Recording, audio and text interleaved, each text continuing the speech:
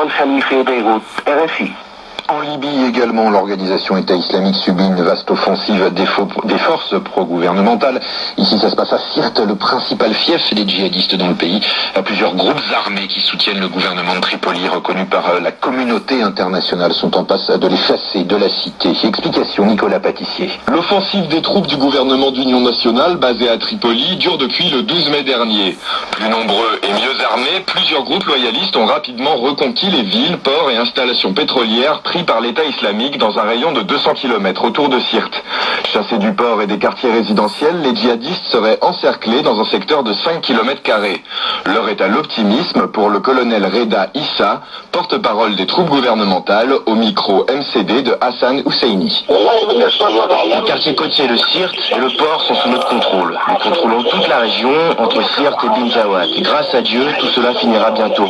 Les combattants de Daesh tentent de reprendre le port, mais nous les repoussons. Ils sont impuissants, et grâce à Dieu, nous aurons fini avec Daesh dans quelques jours. Sirte a largement été désertée par sa population qui aurait été divisée par 4, passant de 120 000 à 30 000 habitants. Mais selon Reda Issa, les civils commencent à retourner dans les quartiers libérés. Les habitants de Sirte ont presque tous fui à cause des exactions sauvages commises par Daesh. La population commence à regagner les quartiers libérés. Ailleurs, des opérations militaires sont en cours. Quand elles seront terminées et quand toute la ville sera conquise, les habitants pourront revenir.